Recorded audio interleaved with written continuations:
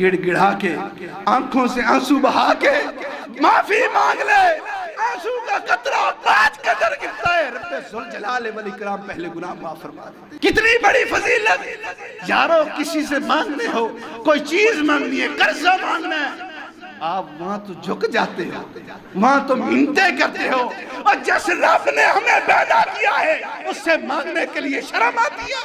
رب کہتا ہے وَأَنْتُمُ الْفُقَرَاءُ إِلَى اللَّهِ، تم رب کے فقیر ہو، تم رب کے جو ہے محتاج ہو، تم رب کے جو ہے مانگتے ہو، رب سے مانگنے والے ہو، پھر بھی شرماتے ہو۔ اس سے مانگو جو معاف کرنے والا ہے، جس نے ہمیں پیدا کیا ہے، وہی جو ہے معافی کو پسند کرتا ہے، اس سے مانگا جائے۔ رب کعبہ کی قسم ہے، رب خوش ہوتا ہے۔ امام الانبیاء فرماتے ہیں صلی اللہ علیہ وسلم، صادق المصدوق پیغمبر نے فرمایا جو شخص رب سے نہیں نہ مانگتا، رب اس سے ناراض ہو جاتا ہے، جو رب سے مانگے رکھتا ہے، مانگے رکھتا ہے، رب اس کے ساتھ راضی ہو جاتا ہے۔ اِنَّا أَنزَلْنَاهُ فِي لَيْلَةِ الْقَدْرِ، رب ذوالجلال والاکرام فرماتے ہیں کہ ہم نے قرآن مجید کو لیلۃ القدر کی رات کے اندر نازل فرمایا ہے۔ اِنَّا أَنزَلْنَاهُ فِي لَيْلَةِ الْقَدْرِ وَمَا أَدْرَاكَ مَا لَيْلَةُ الْقَدْرِ، تمہیں معلوم نہیں ہے کہ لیلۃ القدر کیا ہے؟ خیر من الف شہر، جو 1000 مہینوں کی عبادت سے بہتر ہے۔ اگر آپ 1000 پر تقسیم کریں 12 ماہ، یہ 83 سال 4 ماہ بنتے ہیں، 83 سال 4 ماہ بنتے ہیں۔ جس شخص کو یہ موقع نصیب ہو جاتا ہے، لیلۃ القدر نصیب کے اندر مل جاتی ہے، وہ اللہ عز و جل سے اس کے سامنے، اللہ عز و جل کے سامنے گڑ گڑا لیتا ہے، اس کے اندر فائدہ اٹھا لیتا ہے، 83 سال 4 ماہ کی عبادت کا اجر عطا فرماتا ہے۔ یارو کتنا وہ خوش نصیب شخص ہوتا ہے جو اتنی عمر نہیں، 20-30 سال عمر ہے یا کم ہے، پہلے چلا جائے گا یا بعد کے اندر چلا جائے گا، اس شخص کو ایک ہی رات کے اندر 83 سال 4 ماہ کا اجر ملے گا۔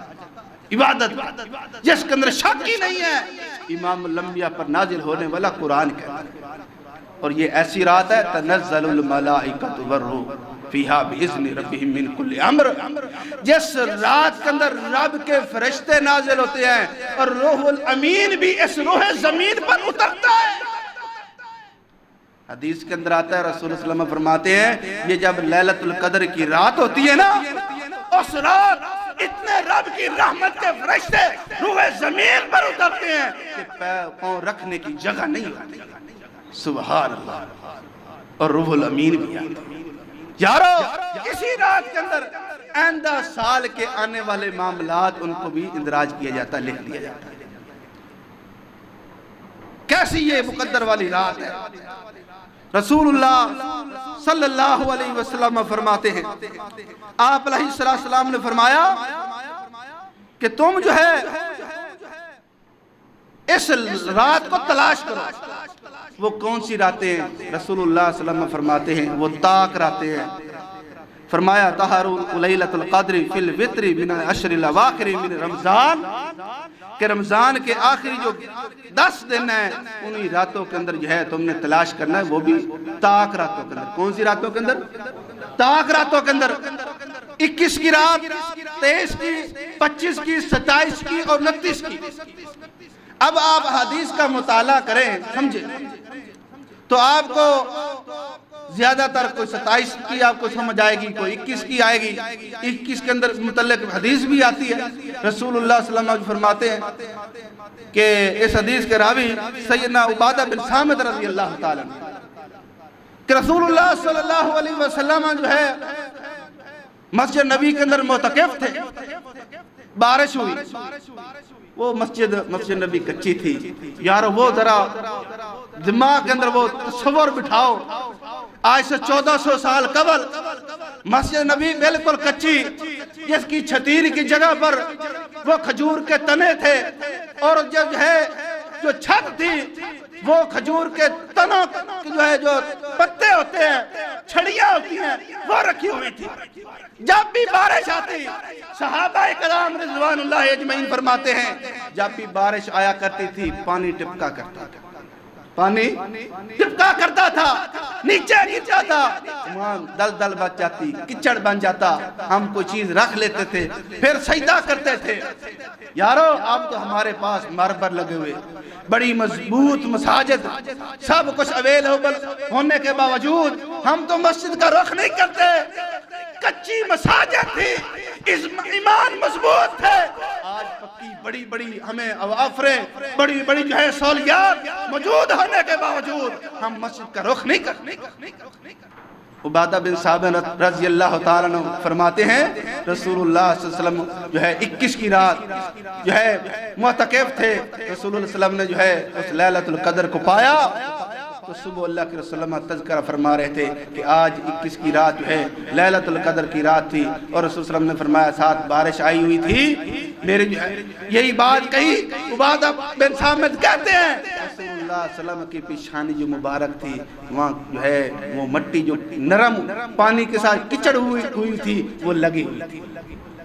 اسی طرح کہیں تیش کے بارے میں تذکرہ آتا ہے، کہیں کچھ آتا ہے۔ مزید جانیے رسول اللہ صلی اللہ علیہ وسلم فرماتے ہیں مجھے بتایا گیا کہ لیلۃ القدر کون سی رات ہے، میں نے سامنے دیکھا دو صحابہ مسلمانوں میں سے مسلمان صحابہ جو ہے وہ آپس کے اندر جھگڑا کر رہے ہیں، رجال لانی من المسلمین، دو مسلمان ساتھی جو ہے آپس کے اندر جھگڑا کر رہے ہیں۔ اللہ کے رسول وَلَا أُخْبِرُكُمْ خبر دینے کے لیے آئے، اللہ عز و جل نے آپ علیہ السلام کے دل سے وہ بات نکال اٹھا لی۔ نبی کائنات جناب محمد صلی اللہ علیہ وسلم نے فرمایا تم جھگڑا کر رہے تھے، میں نے بتانا تھا، اللہ عز و جل نے جو ہے اس بات کو میرے دل سے نکال دیا ہے، عسیٰ ان یکون خیر لکم، یہ اللہ عز و جل کی طرف سے بہتر ہوگا کہ رب ذوالجلال والاکرام نے جو ہے اس بات کو میرے اندر سے نکال لیا ہے، اٹھا لیا ہے، تاکہ تم اس جو ہے لیلۃ القدر کی رات کو ڈھونڈو اور عبادت کرو۔ اور مزید جانیے رسول اللہ صلی اللہ علیہ وسلم فرماتے ہیں، یہ حدیث بھی صحیح البخاری کی، ہر ایک رات کے اندر اللہ عز و جل جو ہے رات کے آخری حصے کے اندر آسمان دنیا پر آتے ہیں۔ کہاں آتے ہیں؟ آسمان دنیا پر آتے ہیں اور آواز لگاتے ہیں کوئی ہے مانگنے والا، ہے کوئی سوالی، مجھ سے سوال کرے میں اس کو عطا کروں، ہے کوئی بیمار شخص مجھ سے جو ہے شفا طلب کرے میں اس کو شفا یاب کروں، ہے کوئی ایسا شخص جس کو رزق کی تلاش ہو مجھ سے سوال کرے میں اس کو رزق عطا کروں۔ یارو امام الانبیاء فرماتے ہیں جو شخص اس وقت رب ذوالجلال والاکرام سے مانگتا ہے نا، مانگتا ہے، ہم تو مانگنے سے شرماتے ہیں یار، ہم کہتے ہیں کٹھی دعا ہوئی تو ہم مانگے کہ اس طرح اس کے علاوہ دعا ہم مانگنے کے لیے تیار ہی نہیں ہوتے۔ یارو رسول اللہ صلی اللہ علیہ وسلم نے فرمایا جو وضو کر کے رات کو سوتا ہے جس وقت آنکھ کھلے رب سے مانگ لے رب اس کی دعا رد کرتا نہیں۔ اور اسی طرح رات کو آخری حصے کے اندر جب رب آواز لگاتا ہے کوئی مجھ سے مانگنے والا مانگے میں اس کو عطا کر دوں، کوئی ہے گناہگار شخص مجھ سے معافی مانگے میں اس کے گناہوں کو معاف فرما دوں۔ یارو ہر ایک رات ہر ایک دن ماہ رمضان کا مہینہ پوری کی پورے مہینہ جو ہے وہ رحمتوں والا ہے، مغفرت والا ہے، یہ اللہ عز و جل کی طرف سے جو ہے جہنم سے آزادی والا ہے۔ اور مزید رسول اللہ فرماتے ہیں بہت سے لوگ ہیں جو افطاری کے وقت اللہ عز و جل ان پر جنت کو واجب کر دیتا ہے، جو اس وقت دعا کرتا ہے رب جو ہے رد نہیں کرتا۔ اب ہم دیکھیں روزے بھی رکھتے ہیں، دعا نہیں مانگتے۔ ایک بات پیچھے رہ گئی تھی اعتکاف کے حوالے سے، وہ بھی مجھے اب یاد آ گئی ہے۔ جو آدمی اعتکاف کے اندر بیٹھے نا اور روزے نہ رکھے اس کا وہ اعتکاف بھی نہیں ہے، اس کا اعتکاف نہیں ہے۔ یہ مت سمجھ لینا کہ ہم اعتکاف کے اندر بیٹھے ہیں روزے جو ہے میں نہیں رکھتا، کوئی حال یہ کس کو اجرت دے کر میں روزے رکھا لوں گا، یہ روزے نہیں ہیں۔ اعتکاف بیٹھے گا اس کے لیے فرض ہے جس کے اندر ذرا برابر بھی ڈھیل ہی نہیں ہے، جو آدمی روزے نہ رکھے خیر ہے۔ اس وقت رات کے آخری حصے کے اندر انسان اللہ عز و جل سے مانگے رب دعا رد نہیں کرنے۔ ماں جی عائشہ صدیقہ کائنات ام المومنین رسول اللہ صلی اللہ علیہ وسلم کے ساتھ بڑا پیار بڑی محبت، اللہ کے رسول اللہ فرماتے تھے میری عائشہ جو ہے نا اس کی مثال یوں ہے جس طرح کھانوں کے اندر سرید کی جو ہے بڑا مقام حاصل ہے۔ اسی طرح عورتوں کے اندر، میری بیویوں کے اندر سب سے زیادہ کوئی مطلب ہے اس لحاظ سے ہے مقام حاصل ہے جس کی محبت رسول اللہ کی ساتھ محبت ہے، وہ ماں جی عائشہ صدیقہ کے نام۔ وہ فرماتی کہتی ہے اللہ کے رسول صلی اللہ علیہ وسلم میں اگر معراج کی اپنا لیلۃ القدر کی رات کو پالوں تو اللہ عز و جل سے کیا مانگا، اللہ عز و جل سے کیا مانگا؟ تو رسول اللہ صلی اللہ علیہ وسلم نے فرمایا اے عائشہ یہ پڑھ لیا کر اللہم انک عفو تحب العفو فاعف عنی، اے اللہ تو جو ہے درگزری کو، تو معافی کو پسند کرتا ہے، اللہ تو مجھے معاف تو کریم ہے۔ ایک حدیث کے اندر یہ الفاظ بھی ہے اللہم انک عفو کریم تحب العفو فاعف عنی، یارو یہ کثرت کے ساتھ مانگا کرو، اللہ تو درگزری کو جو ہے پسند کرتا ہے، تو مجھے بھی معاف فرما، میرے ساتھ بھی درگزری کر سکتا۔ یہ الدعاء مخ العبادہ، یہ لوگ سمجھتے ہیں نا مطلب دعا جو ہے یہ عبادت کے اندر شامل ہی نہیں ہے، یارو یہ بھی عبادت کے اندر شامل ہے۔ اور ہم نے یہ دماغ کے اندر بٹھایا ہوا ہے کہ ماہ رمضان کا جو مہینہ ہے یہ صرف روزوں کا مہینہ ہے یا قرآن کی تلاوت کرنے کا مہینہ ہے، یہ بھی دماغ کے اندر جو تجسس بیٹھا ہوا نا یہ بھی غلط ہے۔ یہ ماہ رمضان ایک ایسا پریکٹیکل ہم پر جو ہے مسلط کرتا ہے کہ اس کے اندر بڑے بڑے معاملات ہیں، آدمی روزے بھی رکھے گا، قرآن کی تلاوت کی کرے گا، اللہ عز و جل سے مانگے گا بھی اور معافی بھی مانگے گا۔ رسول اللہ صلی اللہ علیہ وسلم فرماتے ہیں نا، وہ حدیث آپ نے سن رکھی ہے، جب اللہ کے رسول صلی اللہ علیہ وسلم ممبر پر جلوہ افروز ہونے لگے تھے، امام الانبیاء نے فرمایا تھا کہ جس آدمی کی زندگی کے اندر ماہ رمضان کا مہینہ آیا اور اس نے اپنی زندگی کے کیے ہوئے گناہوں کی معافی نہ مانگ لی، اللہ عز و جل اپنے گناہ کے کیے ہوئے معاف نہ کروا لیے، وہ آدمی تباہ و برباد ہو جائے۔ امام الانبیاء نے کیا فرمایا تھا؟ آمین۔ یہ الفاظ کس کے تھے؟ جبریل امین کے۔ یہ کس کے الفاظ تھے؟ جبریل امین کے۔ آپ دیکھیں ہم نے زندگی اتنے دن 20 دن گزار لیے ہیں، ان دنوں کے اندر اپنے گناہوں کی معافی مانگی ہے، رویا۔ اللہ کے رسول اللہ فرماتے ہیں جو شخص اللہ عز و جل کے سامنے جو ہے ہاتھ پھیلا کے گڑ گڑا کے آنکھوں سے آنسو بہا کے معافی مانگ لے، آنسو کا قطرہ کاج کے در گرتا ہے، رب ذوالجلال والاکرام پہلے گناہ معاف فرما دیتے ہیں۔ کتنی بڑی فضیلت یارو، کسی سے مانگنے ہو، کوئی چیز مانگنی ہے، قرضہ مانگنا ہے، آپ وہاں تو جھک جاتے ہو، وہاں تو منتیں کرتے ہو، اور جس رب نے ہمیں پیدا کیا ہے اس سے مانگنے کے لیے شرم آتی ہے۔ رب کہتا ہے وَأَنْتُمُ الْفُقَرَاءُ إِلَى اللَّهِ، تم رب کے فقیر ہو، تم رب کے جو ہے محتاج ہو، تم رب کے جو ہے مانگتے ہو، رب سے مانگنے والے ہو، پھر بھی شرماتے ہو۔ اس سے مانگو جو معاف کرنے والا ہے، جس نے ہمیں پیدا کیا ہے، وہی جو ہے معافی کو پسند کرتا ہے، اس سے مانگا جائے۔ رب کعبہ کی قسم ہے، رب خوش ہوتا ہے۔ امام الانبیاء فرماتے ہیں صلی اللہ علیہ وسلم، صادق المصدوق پیغمبر نے فرمایا جو شخص رب سے نہیں نہ مانگتا، رب اس سے ناراض ہو جاتا ہے، جو رب سے مانگے رکھتا ہے رب اس کے ساتھ راضی ہو جاتا ہے۔ ہم مانگتے ہی نہیں ہیں، مانگنے کے اندر بھی شرم کرتے ہیں، لوگوں سے مانگنے میں آڑ محسوس نہیں کرتے۔ جس نے پیدا کیا ہے، جو ہمارا خالق ہے، جو ہمارا مالک ہے، اس سے مانگنے کے اندر ہم جو ہے ہچکچاہٹ محسوس کرتے ہیں۔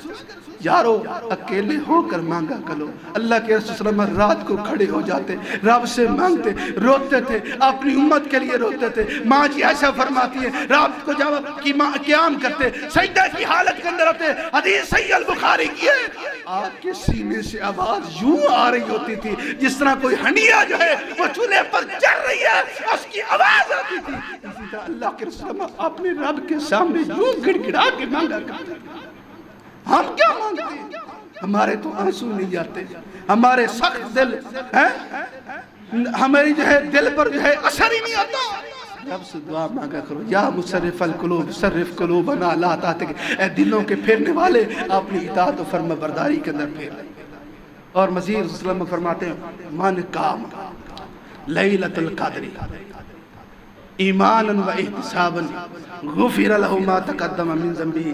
اور دوسرے الفاظ بھی ہیں من قام رمضان من صام رمضان، یہ بھی الفاظ اللہ کے رسول اللہ کے ہیں. فرماتے جو لیلۃ القدر کی رات کے اندر آدمی نے قیام کیا رب ذوالجلال ایمان اور احتساب کی حالت کے اندر رب ذوالجلال والاکرام زندگی کے کیے ہوئے گناہوں کو معاف فرما دیتا ہے. رسول اللہ صلی اللہ علیہ وسلم فرماتے ہیں کہ متعلق ماجی عائشہ رضی اللہ تعالیٰ فرماتی ہیں، یہ بھی حدیث صحیح البخاری کی، فرماتی ہیں رسول اللہ صلی اللہ علیہ وسلم جب بھی جو ہے تاک رات ہوا کرتی تھی نا، رسول اللہ صلی اللہ علیہ وسلم جو ہے اس تاک رات کے اندر اپنے آپ کو بھی جگاتے تھے، اپنے اہل و عیال کو بھی جگاتے تھے، رات کو جا کے اللہ کی عبادت کرتے تھے. اب ہم دیکھیں ہمارے گھروں کے اندر تو موسیقیاں چلتی ہیں، ٹی وی ٹیلی ویژن چلتا ہے، وہ VCR ڈرامے دیکھنے کے لیے ٹائم نکل جاتا ہے. ابھی یہ میلہ لگا تھا، سارے گانے لگے ہوئے تھے، سب لوگ اکٹھے تھے، اتنا رش تھا، رش وہ مسجد کے اندر نظر نہیں آتا. کتنا مقدس مہینہ یہ گزر رہا، اس کا کوئی ادب و احترام نہیں ہے. وہاں سب اکٹھے ہونے کے لیے تیار ہیں، اللہ کی قسم اکٹھے ہونے کے لیے رب کے دار کے اندر جھکنے کے لیے تیار ہے نہیں ہے. رسول اللہ صلی اللہ علیہ وسلم کی زندگی کیسی زندگی جو رسول اللہ صلی اللہ علیہ وسلم اپنے اہل و عیال کو بھی جگاتے تھے اور خود بھی جاگتے تھے، رب سے دعائیں مانگا کرتے تھے، رب کے قرآن کو پڑھتے تھے. اور حدیث ایک ہے سید بخاری کی، سیدنا ابو ہریرہ رضی اللہ تعالیٰ، ان کا اصل نام جو شروع میں تھا عبد الشمس تھا، رسول اللہ صلی اللہ علیہ وسلم نے ان کا نام رکھا تھا عبد الرحمن. کیا نام رکھا تھا؟ عبد الرحمن. سیدنا ابو ہریرہ، ان کو ابو ہریرہ اس لیے کہا جاتا ہے ان کو بلی کے ساتھ بڑا پیار کیا تھا، پیار تھا، اس وجہ سے اللہ کے رسول نے ان کا نام ابو ہریرہ رکھا. ان کو حدیث کے ساتھ بڑی محبت. سب سے زیادہ صحابہ اکرام رضوان اللہ اجمعین میں سے جس سے سب سے زیادہ حدیث مروی ہے نا وہ سیدنا ابو ہریرہ ہے رضی اللہ تعالی. ان کی زندگی کا کس طرح نظام تھا؟ رات کو یہ 3 حصے کرتے تھے. کتنے حصے؟ بولو 3 حصے. ٹائم بھی ہو چکا ہے، میں انشاءاللہ بات کو ختم کرنے والا ہوں. 3 حصے کیا کرتے تھے؟ ایک رات کے حصے کے اندر اپنی بیوی کو جگاتے، ایک حصے کے اندر بچوں کو جگاتے، ایک حصے کے اندر خود عبادت کرتے تھے.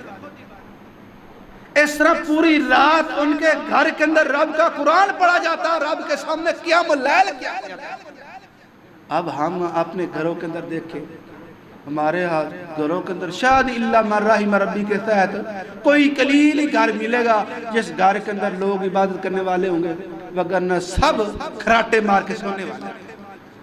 یہ حقیقت بات ہے، ہمیں اس چیز کا جو ہے فکر ہی نہیں. رات کو قرآن پڑھا. اس طرح وہ ایک صحابی کا واقعہ بھی آتا ہے، وہ رات کو قرآن پڑھ رہا تھا، اللہ کے عز و جل کی رحمت کے فرشتوں کا نزول ہوا. یہ آخری حدیث سنا کے بعد کو ختم کرتا ہوں. رسول اللہ صلی اللہ علیہ وسلم فرماتے ہیں الصیام والقرآن یشفعان للعبد یوم القیامہ. نبی کنا جناب محمد رسول اللہ فرماتے ہیں قیامت والا دن ہوگا، روزے اور قرآن سفارشی بنے گا. روزہ کہے گا اللہ میں نے جو ہے اس کو کھانے پینے سے حلال چیزیں بھی تھی، شہوات سے میں نے روکے رکھا، اللہ میری سفارش کو قبول کر لے. کیا کر لے؟ قبول کر لے. اللہ عز و جل جو ہے روزے کی سفارش کو قبول کریں گے، اس آدمی کو جنت کے اندر داخلہ ہوگا. اور جس نے روزے رکھا ہوگا اس کے لیے سفارش ہونی ہے نا، اور جس نے رکھا ہی نہیں ہے، پچھلے دن ایک آدمی سے بحث ہوگی، اس کو بولا یار نوجوان شخص ہے روزہ رکھا کر، روزے فرض ہے.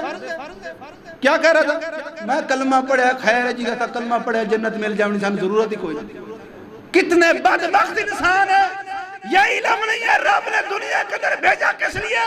اپنی عبادت کے لیے، اپنی عیش و عیاش کی زندگی گزارنے کے لیے نہیں بھیجا. ہماری زندگی ہم اپنی مرضی کے مطابق گزاریں، یہ نہیں ہے اتبعوا ما انزل الیکم من ربکم. رب کا قرآن کہتا ہے تم نے زندگی بسر کرنی ہے رب کے قرآن اور مدینے والے مصطفیٰ اسلام کے فرمان کے مطابق گزارنی ہے، یہ نہیں کہ اپنی مرضی کے ساتھ زندگی بسر کرے.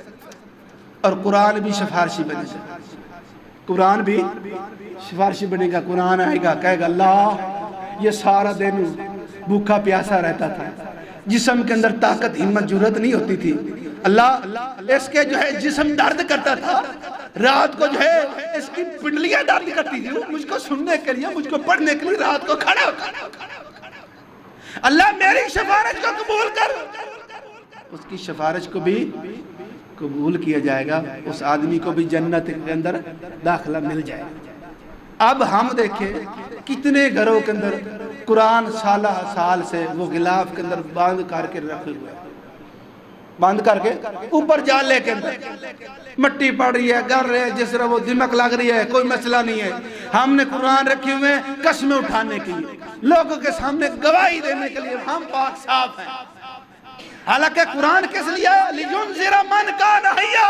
قرآن زندوں کے لیے آیا, یہ پڑھنے کے لیے آیا, پڑھانے کے لیے آیا. ہم نے سمجھا ہے کہ قرآن قسموں کے لیے اور مردوں پر پڑھنے کے لیے. واللہ اللہ کی قسم, قرآن مردوں کے لیے نہیں آیا, قرآن قبروں کے لیے نہیں آیا. امام الانبیاء فرماتے ہیں, حدیث صحیح البخاری کی ہے, قرآن کو اپنے گھروں کے اندر پڑھا کرو, قبرستان اپنے گھروں کا نہ بناؤ. اس حدیث سے واضح ثابت مسئلہ ثابت ہوتا ہے قرآن قبرستان کے لیے نہیں ہے, قرآن گھروں کے اندر ہے. قرآن گھروں کے اندر نہیں پڑھو گے, قرآن قبر جو ہے گھر وہ قبرستان ہے. ہم نے سمجھا ہے حدیث کے بالکل خلاف چلتے ہیں, جہاں حدیث پڑھنے کا کہتی ہے ہم وہاں نہیں پڑھتے. ضد پر لگے, ہم نے مخالفت کرنی ہے اللہ کے رسول کی, یہ کیا زندگی ہے. ہم یہاں قبروں پر جا کر مولوی صاحب کو پیسے دے کر وہاں قرآن پڑھاتے ہیں. اللہ کے رسول فرماتے ہیں گھروں کے اندر تلاوت کرو, ہم کہتے نہیں وہاں پڑھنا. یہ بات یہ ان کے اندر نہیں بٹھاتے. قرآن خود کہتا ہے لِيُنذِرَ مَنْ كَانَ حَيًّا, قرآن زندوں کے لیے آیا ہے. اللہ عز و جل سے دعا ہے, اللہ عز و جل جو ہے ہمیں صحیح معنوں کے اندر حقیقی مسلمان بنائے, قرآن و سنت کے مطابق زندگی بسر کرنے کی توفیق عطا فرمائے. میرے عظیم بھائیوں, 3 باتیں آپ بھائیوں کے سامنے بیان فرمائی ہیں. اعتکاف ہے, اعتکاف سنت موقدہ ہے. آدمی کو بھی کسی محلے سے کسی گاؤں سے ایک آدمی بھی بیٹھ جائے ہو جاتا ہے. اور اسی طرح لیلۃ القدر ہے, اس کی بڑی فضیلت ہے. جو آدمی اس رات کے اندر قیام کرے گا رب ذوالجلال والاکرام 2 جو ہے حج و 2 عمروں کا اجر عطا فرمائیں گے. اور دعا یہ بھی بڑی, اللہم انک عفو تحب العفو فاعف عنی. اور مزید یہ ہے کہ آدمی ان دنوں کے اندر دعا بھی مانگے, دعا بھی مانگا کرو, رب خوش ہوتا ہے. جو دعا نہیں مانگتا رب اسے ناراض ہوتا ہے. دعا ہے رب ذوالجلال والاکرام تمام بیماروں کو شفاء کاملہ عطا فرمائے. وآخر دعوانا الحمدللہ رب العالمین وما توفیقی الا باللہ العلی العظیم.